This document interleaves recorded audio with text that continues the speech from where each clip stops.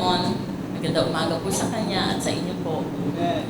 Ako po ang naatasan ng ating pastor through our Lord, siyempre, na maghatid po na mensahe ngayong umaga. Alam niyo po ba na sa BU, pag ako po ang na-assign na facilitator, talaga naman po, Monday pa lang po, kinakabahan na po ako. Eh what more po dito? Na doon po kasi yung platform, ilan lang po ang nakakadalo. Pero dito po, nandyan po kayo lahat. Pero alam ko po na batid ng Lord ang puso ko.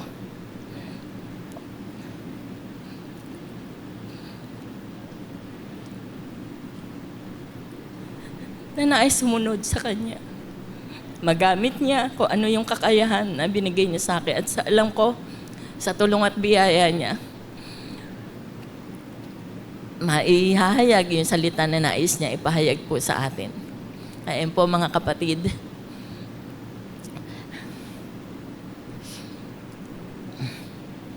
Ang topic po natin sa umagang ito ay Taming the Tongue.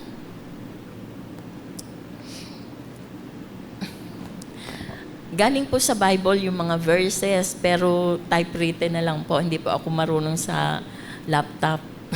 Kaya ito na po ang hahawakan ko para ipahayag sa inyo. Taming the Tongue po, ang title ng ating topic ngayon na mula po sa text. Matthew 12:36 and 37 and Proverbs 18 and 21. Tumayo po tayo mga kapatid upang basahin po natin ang salita ng Panginoon. Sa Matthew 12, verses 36 and 37, sinasabi po, "But I tell you that men will have to give account on the day of judgment for every careless word they have spoken. For by words you will be acquitted, and by words will be condemned." Sa mabuting balita version, sinasabi ko sa inyo, sa araw ng paghuhukom, pananagutan ng taong ang bawat salitang walang kabuluhan na sinabi niya, sapagkat ikaw ay pawawalang sala o parurusahan batay sa iyong salita. At sa Proverbs 18, verse 21, "The tongue has the power of life and death. Those who love it will eat its fruits." Sa mabuting balita po, ang buhay at kamatayan ay sa dila na kasalalay. Makikinabang ng bunga nito, ang dito ay nagmamahal. Manalangin po tayo. Hallelujah. O dakilang Diyos na aming Ama, nagpupuri at nagpapasalamat po kami sa mga oras na lumipas na kami ay nakapagpuri at nakapanambahan sa iyo. Nawa ang aming pananambahay ay naging mabangong samyo sa iyong harapan. At sa sandaling ito, Panginoon, magpapahayag po ako ng iyong salita. Hinihiling ko po, Panginoon, na itago mo ako sa iyong likuran, ang iyong mga labi, ang aking maging labi, Panginoon. Ang patnubay ng Banal na Espiritu ay akin pong hinihiling. I-anoint me, O God, sa paghahayag na iyong salita. Ito ay pagtuturo, pagsaway, pagsansala, at reminder po sa bawat anak mo, upang sa ganon kami ay makapamuhay ng ayon sa iyong katwiran at kabanalan. Maging buhay na patutuo kami sa mga tao na kakasalamuhan namin bilang iyong anak. Salamat po, O Diyos. Sa iyo namin pinagkakatiwala ang mga oras na nalilipas. Samahan mo kami, Panginoon. At lalo na po ako, O Diyos, sa paghahayag na iyong salita. Salamat po. Ito po ang aming samat-dalangin na may papuri at pasasalamat sa pangalan ni Jesus. Amen. Amen. Maaari na po kayo magsiupo. According to statistics, the average person speaks 16,000 words per day, or a rough estimate of approximately 5.5 million to over 10 million words per day. Sobrang dami po nun. This shows that we really love to talk. Basically, we talk a lot. Ayon sa salita ng Diyos, everyone will give an account on the day of judgment. Ang tanong, paano tayo huhusgahan? Ang kasagutan po ay, We will be judged according to every careless words we have spoken, sa mga salitang nasabi natin na wala pong pakundangan. We are accountable of our speech every minute of our lives. So we need to tame our tongue, na ang ibig sabihin ay controlling our speech, especially to avoid harmful, sinful, or foolish words. Being careful with our words and use your speech to bless instead of curse. Sa Book of James po, ang ibig sabihin po ng tongue ay words or speech, pananalita. So mga kapatid, dapat po tayo mag-ingat sa mga salita na binibitiwan natin. Words really matter. Sabi sa Proverbs 18:21, our tongue has the power of life and death.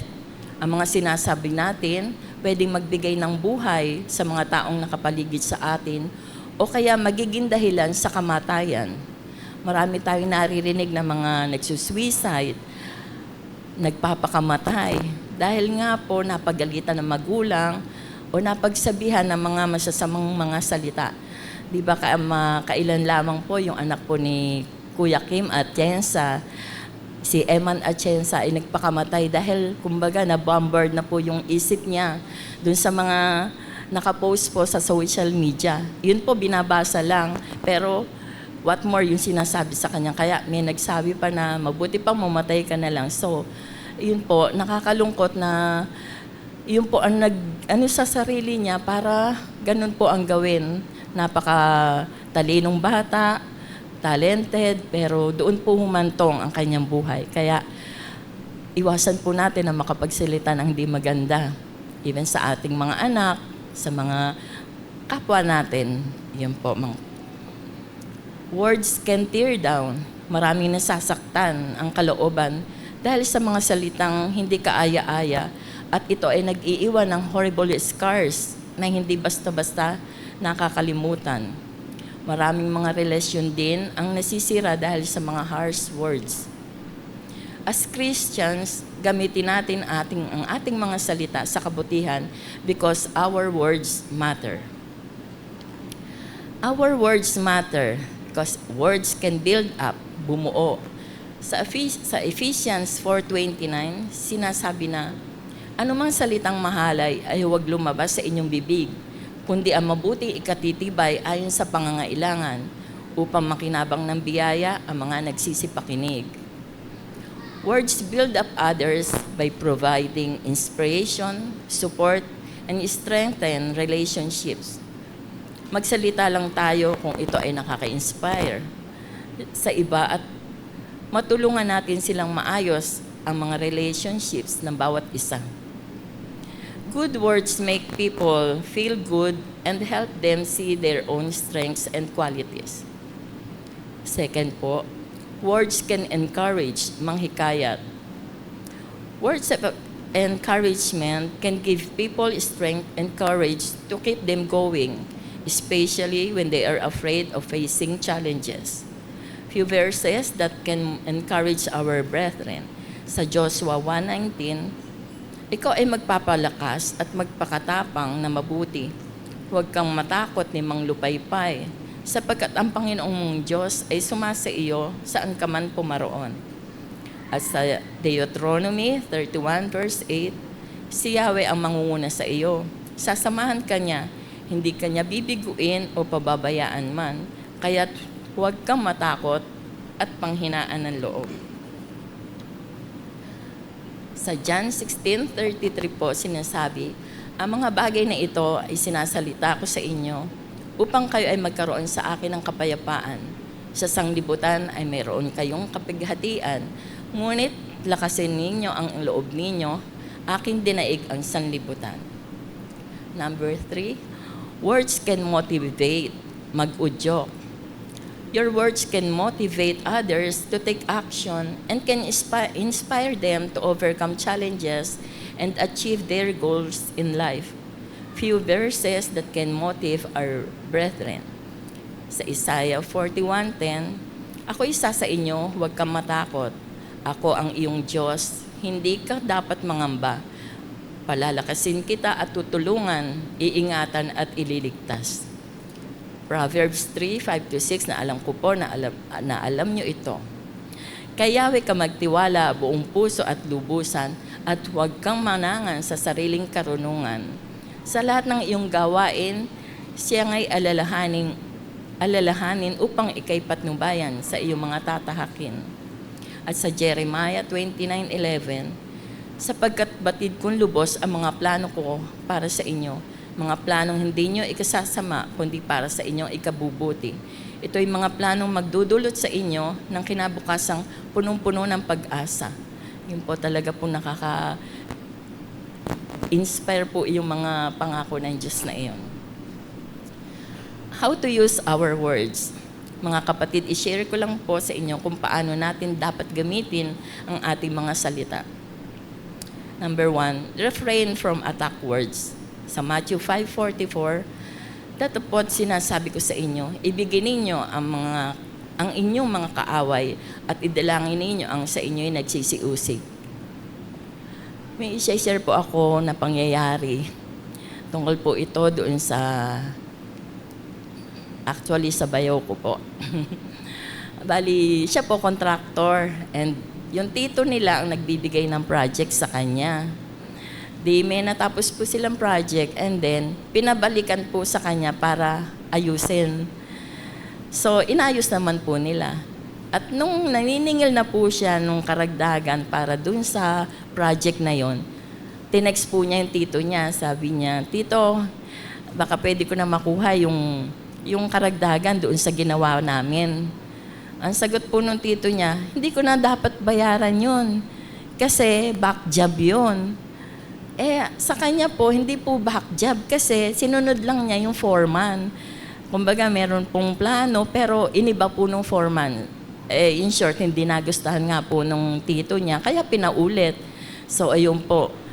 At sa bandang huli nga po, ayaw bayaran. Doon sa text na yun, siyempre sumama po ang loob niya.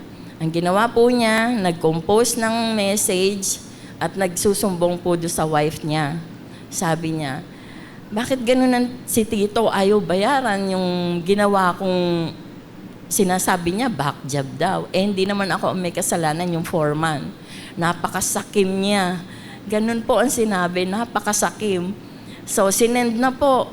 Yung pala po, nag-reply yung nasendan at sabi, Willie, ano itong tinext mo? Yung pala po, doon po na-send doon sa tito niya. Kaya imbis na doon sa wife, kaya ayun po, talaga, ang naging consequence po nun, hindi na po siya nabigyan ng project simula noon. At ang hirap po nun yung magkikita kayo kasi may nagawa kang hindi maganda, nakapagsilita ka. Pero yun po ang nangyari. Kaya parang yun po ang naging consequence. Dahil nga nakapagsalita siya, sakim, napakasakit na salita po yung mapagsabihan ka ng sakim. Yun po, kaya nakakalungkot po. Kaya ingatan po natin makapagsalita ng ganon. Second po, refrain from gossip. Proverbs 20:19 says, a gossip betrays confidence, so avoid a man who talks too much. Ito naman po ay karanasan ko naman. Bali, meron po kaming modista. Tapos nagpunta po ako sa kanya para magpatahi. Siya po yung kwento doon sa kilala namin. Ako naman parang nasang-ayon, nakapagkwento ng konti lang naman. Siya po yung maraming kinwento. Tapos kumbaga, yun sa pagsang-ayon ko. So, yun po, alis na ako. And then, eto po, kinabukasan, may natanggap po ako message. Ang sabi po, akala ko ba Kristiyano ka?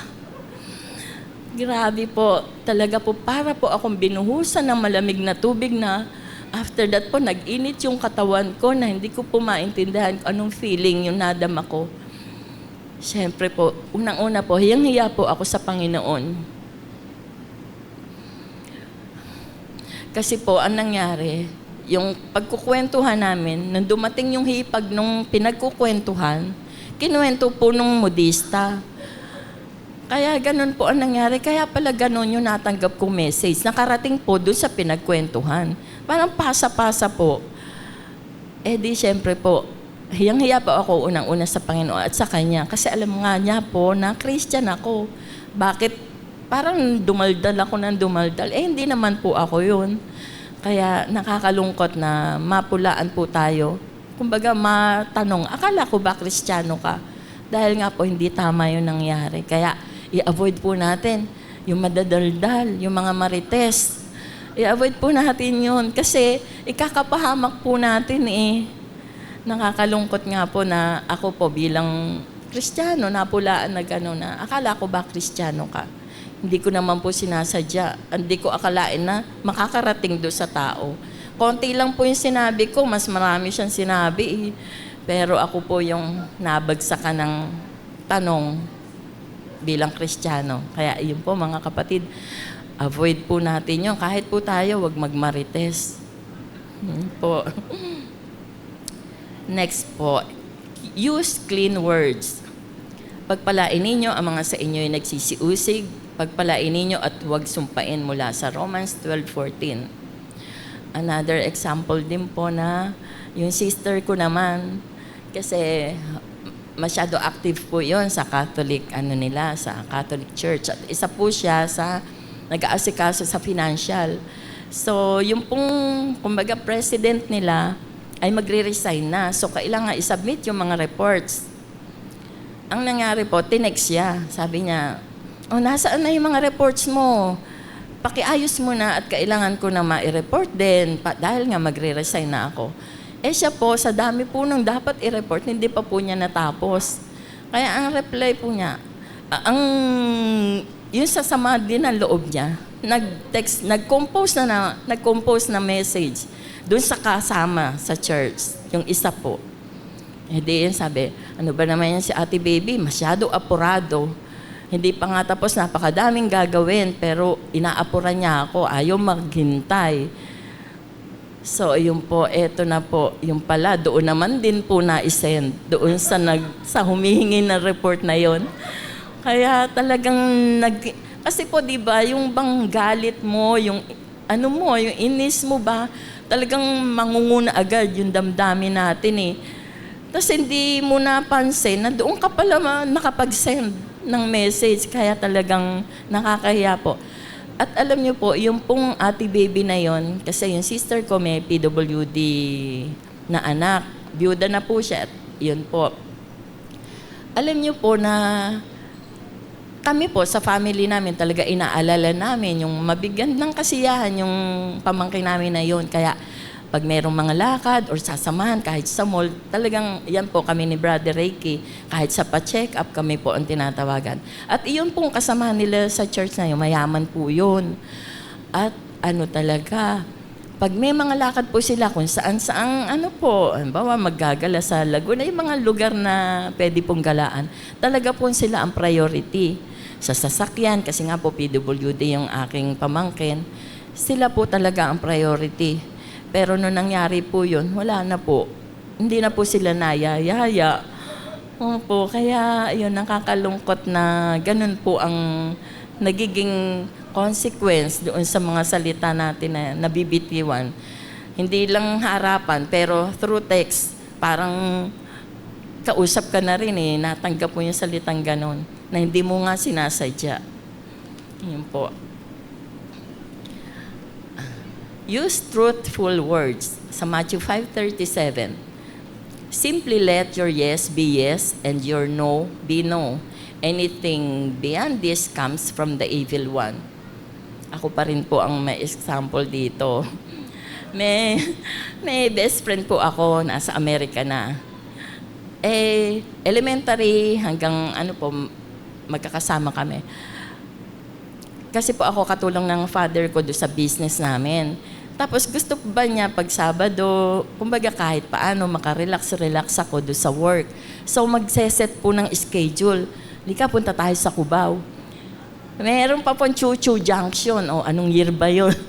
Hindi ko na matandaan. Sabi, doon tayo kakain, gagala daw kami. Ako naman po, oo agad, oo. Kasi gusto ko rin po sanang makarating doon. Kasi hindi po talaga puro work po ako. Dahil ang tatay, katulong niya po ako doon sa business namin ng Takong. So, yun po, eto na. Pagdating na ng Sabado, susunduin na ako. Biglang ang sagot ko po, no. Kaya, nakakaano po dahil dapat nagsabi na ako ng hindi ako pwede kasi marami kong gagawin. Siya po, nagbasta talaga na aalis kami. Tapos biglang pagdating ng oras, hindi po natutuloy dahil po sa akin. Dahil yung yes ko, naging no. Di, ganun po.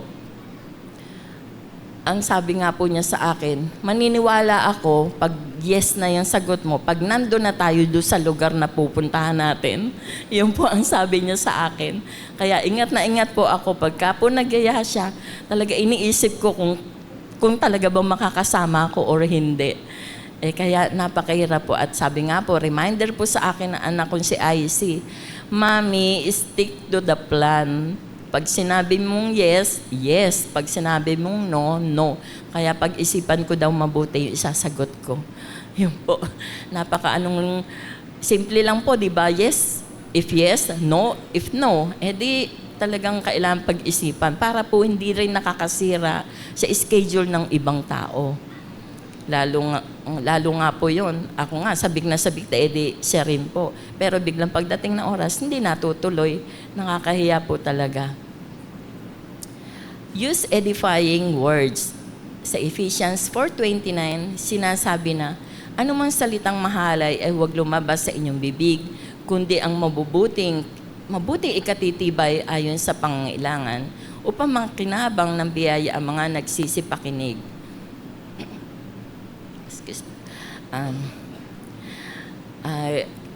Mga kapatid, alam niyo po ba na siguro last month po iyon halos ang na-feel ko po, parang wala akong ganang mag-serve sa Lord. Yung parang, po, hindi ko alam kung bakit sa BU parang aattend ba ako o hindi. Parang ganun po yung feeling ko.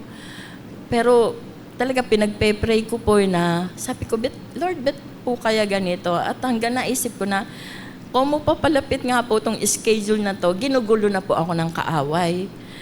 At iyon po talaga, kahit kay Sister Letty, madalang po akong mag-message. Pag meron sa mag-heart lang ako, ganun po. Pero pag po kami nagkwentuhan, parang magkaharap po kami niyan, hindi matapos-tapos. Pero kwentong po yun hindi po yung mga marites-marites, hindi po. Tungkol po dito sa mga dapat nating gawin, ganun po.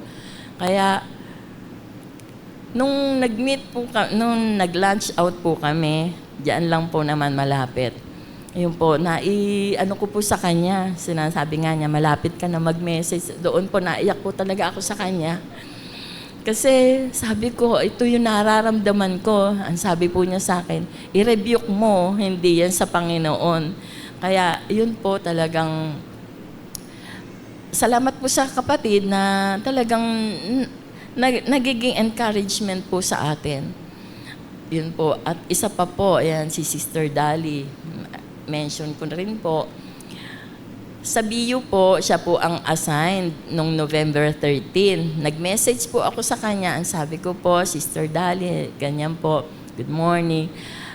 Inform ko po kayo na kayo po ang BU facilitator sa Thursday. Ayan po. Tapos, yan, sabi po niya, ang reply niya, di tapos na ako. Sabi ko pa, what do you mean po? English pa ha. What do you mean po? Tapos sabi niya, sabi mo kasi November, i-backread mo yung chat, yung message ko. So binasa ko po. Yung pala po, October pa yung nailagay kong date. Kaya pala, nagtataka po ako, bet kaya di ba? Bet kaya sabi niya, tapos na siya, sa Thursday pa naman yun. Iyon po. Kaya ang sabi ko po sa kanya, pasensya na po, sorry po kasi kinakabahan na po ako para sa darating na linggo. At nakakatawa po kay Sister Dali, talagang sabi nga niya, senior moment. Talagang senior na nga po. Kaya sabi, doon po yung pag-encourage po niya sa akin na sabi niya, first time, kumbaga, first time is first time. Talaga hindi maiiwasan na hindi kabahan. Kaya pero, dahil nga ginagawa mo sa Panginoon, kakayanin mo. Ayun po, nakakatuwa po mga kapatid. Si Sister Letty nga po, sabi niya, kaya mo yan. 5 minutes na kabahan, okay na yon. Hindi po okay kasi hanggang ngayon kumakabog pa din ang dibdib ko. Yun sa pagpa-praise po natin kanina, nakaganyan ako. Talaga pong daman-daman ko yung sa palad ko yung kabog. Pero yun po, siyempre po yung talagang yung desire ng puso na makapaglingkod sa Panginoon. Kung first time, talaga pong hindi maiiwasan na hindi kabahan. Sister Rochelle nga sabi sa akin kanina, tuwing makikita kita, bumubuntong hininga ka. Talagang hindi maiiwasan kasi sila nga po, sabi nga nila, sanay na sila pero still, pag tumayo dito, kinakabahan para what more po ako. Sabi nga sa BU, kinakabahan ako lalo pa po dito. Pero alam ko po na ang gabay ng Panginoon ay nasa akin para po maihatid yung mensahe niya.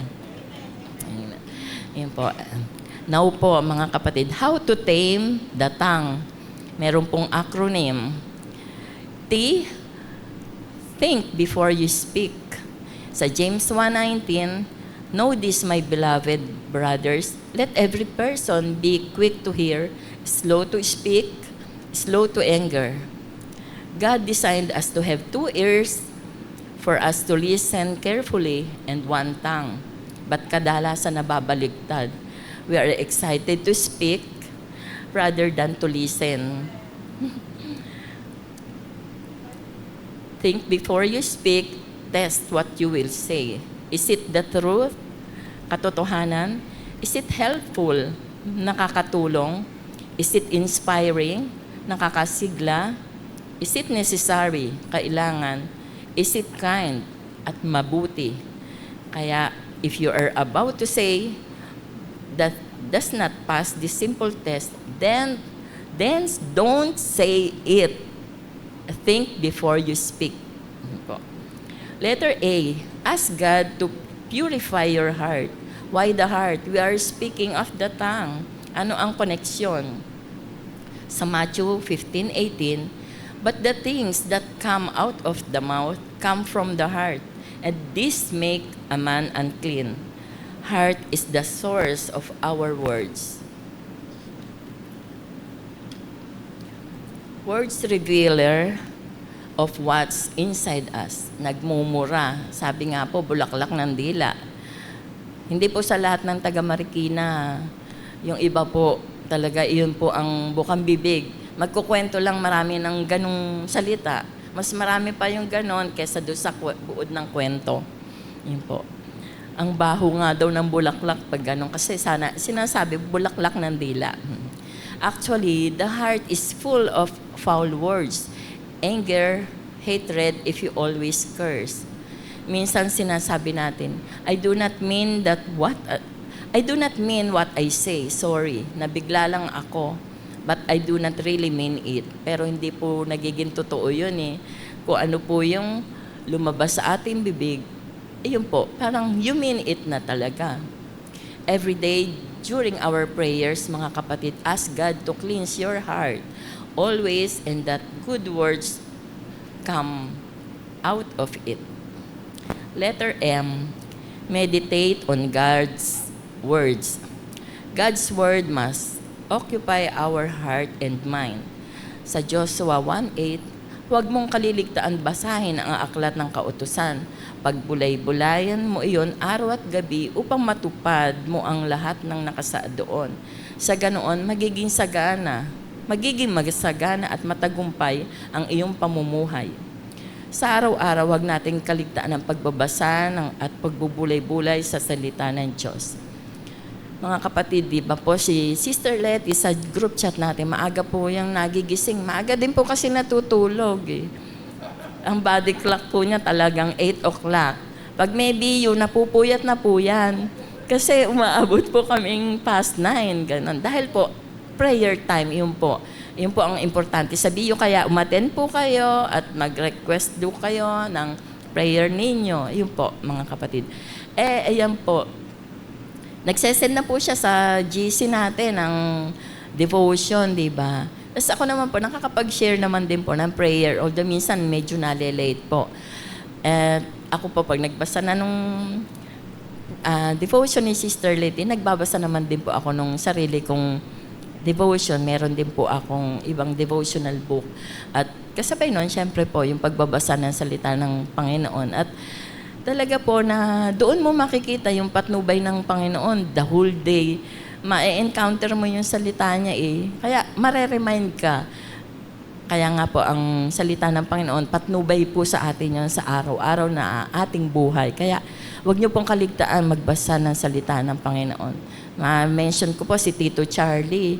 Pag may gawain tayo dito, siguro po kasi Sunday, hindi po siya agad nakakapag-devotion. Pag meron pong gawain dito, magpapaalam po yan, ay sandali, magdi-devotion muna ako. Ayan, pupunta na po siya dun sa room ng ang ating kids room. Kaya magdi-devotion. Kaya nakakatuwa po na maisip mo, bakit ngayon lang, pero wala pong pinipiling oras naman ng Panginoon para ikaw ay maglaan ng oras para sa pagbabasa ng salita. Ang importante po ay patuloy tayong magbulay-bulay ng salita ng Panginoon sa araw-araw dahil iyon po ang ating gabay sa ating buhay. Amen po ba doon? And letter A from the acronym TAME, encounter God's presence through the Holy Spirit. Sa Romans 8:14, ang lahat ng pinapatnubayan ng Espiritu ng Diyos ay mga anak ng Diyos. As a follower of Christ, the Holy Spirit speaks to you and leads you in the way you should go. Jesus promised the Holy Spirit to all who would follow Him. If you are born again through faith in Christ Jesus, the Holy Spirit is in you and leading you today. Holy Spirit gives us power, love, and self-discipline. Power to say words that can inspire, encourage, and motivate others. Mga kapatid, sa pagtatapos po ng ating mensahe, may tanong po ako sa inyo. Who can really tame the tongue? Wala pong iba kundi ang ating Panginoon. Our Lord Jesus can.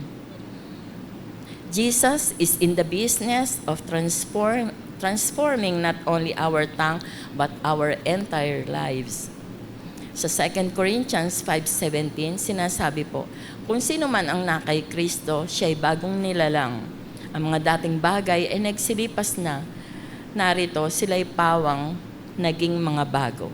So, isurrender po natin, mga kapatid, ang ating buhay sa Panginoong Jesus at surely, mababago tayo sa gawain ng Holy Spirit. Amen po. Amen. Tayo po ay manalangin. Hallelujah, hallelujah. O dakilang Diyos na aming Ama, maraming salamat po sa mga oras na lumipas. Salamat sa gabay mo sa amin, sa bawat isa, Panginoon, at lalo na po sa akin, na ginamit mo upang maghatid na iyong mensahe. Dalangin ko po, O Diyos, na ang mensaheng ito ay natin mo sa isip ng bawat anak mo upang patuloy na maturuan, magabayan, ma-remind sa araw-araw na pamumuhay namin na ang aming dila ay gamitin lamang para purihin ka, Panginoon. Magsalita na magagandang salita sa aming kapwa, mag-encourage, mag-inspire, at lalong higit yung pagpupuri namin sa iyo ay tunay na maging kalugod-lugod. Salamat po, Panginoon, sa mga oras na nagdaan. Ikaw po ang patuloy pang sumama sa amin, sa aming mga gagawin pang gawain sa hapong ito. Ang lahat po ng ito ay aming iniaalay tanging sa iyo lamang. Salamat po. Ito po ang aming samot dalangin na may papurit pa sa salamat. Sa pangalan ni Jesus, aming Diyos at tagapagligtas. Ang lahat pa ay magsabi ng Amen. Praise the Lord po. Sa Panginoon po ang papuri at pasasalamat.